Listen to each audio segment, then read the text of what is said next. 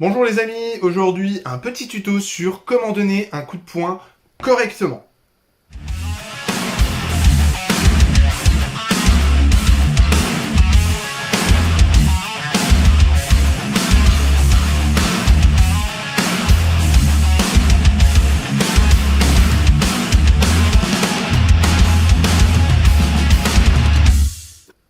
Alors je me suis aperçu donc en voyant de nombreux pratiquants débutants que le coup de poing, donc qui paraît une chose simple dans toutes nos disciplines, en fait n'était pas exécuté correctement.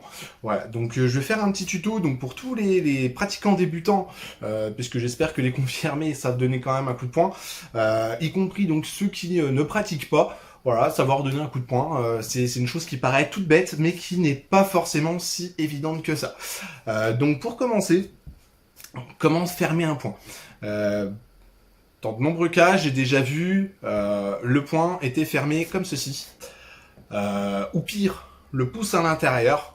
Donc ça, c'est le meilleur moyen de vous casser le pouce.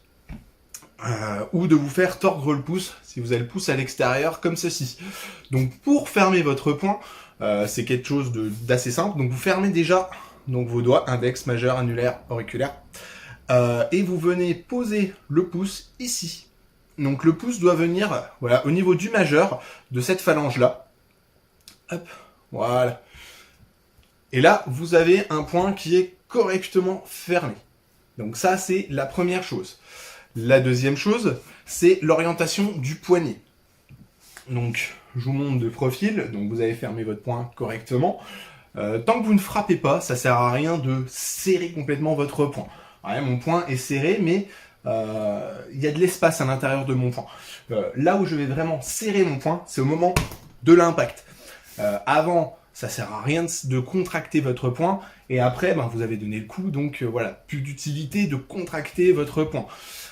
Donc votre poing est fermé, voilà, et là vous veignez à l'alignement par rapport à votre avant-bras, de façon à ne pas avoir le poignet cassé vers le bas, vers le haut, ou encore pire comme j'ai déjà vu, sur le côté.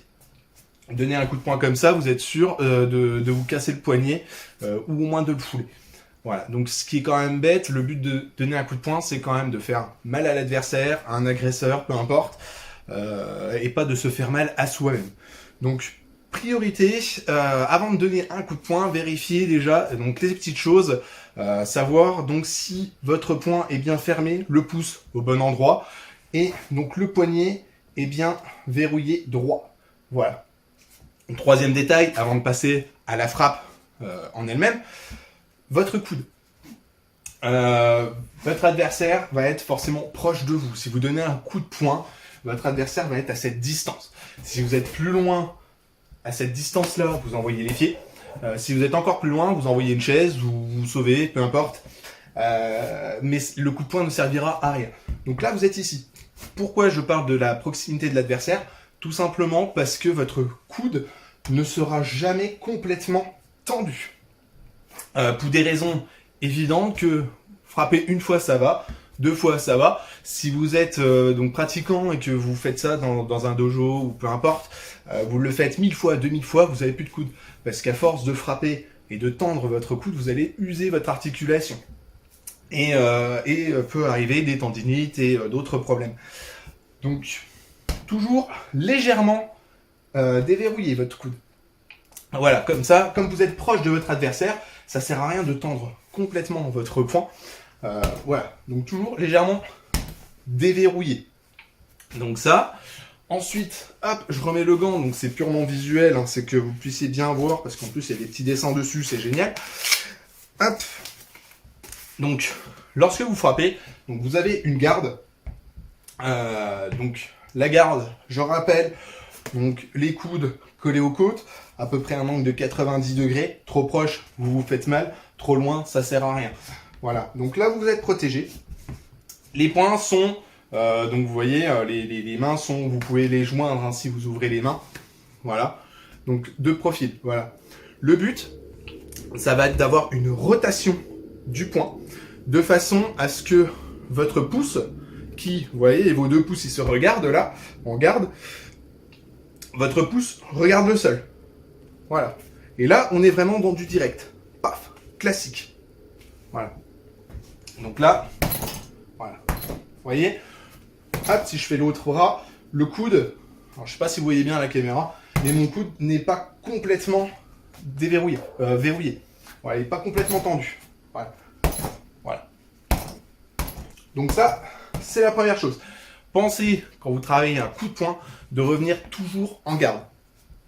Donc, c'est-à-dire que là, si j'envoie mon gauche, déjà mon poing droit est toujours prêt.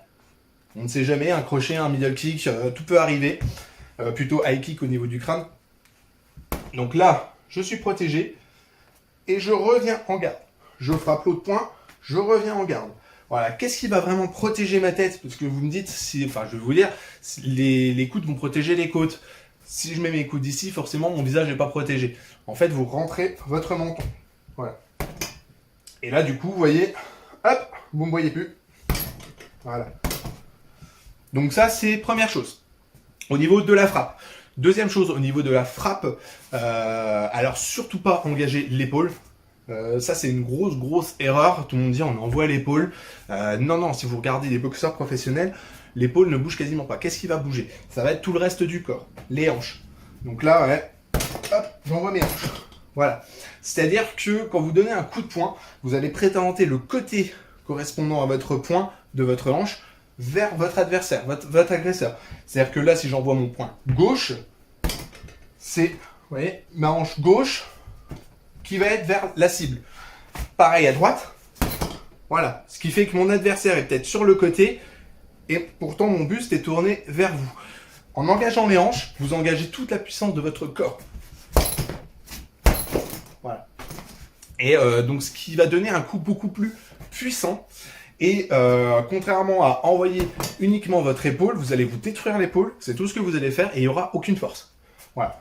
Donc là, je remonte, je vais me mettre dans cette garde pour que vous puissiez bien voir. Donc simplement le poing, voilà, et avec la hanche. Voilà. Donc j'ai envoyé beaucoup plus de force avec la hanche que simplement le poing. Voilà, donc pensez bien toujours la garde haute. Je tourne mon poing.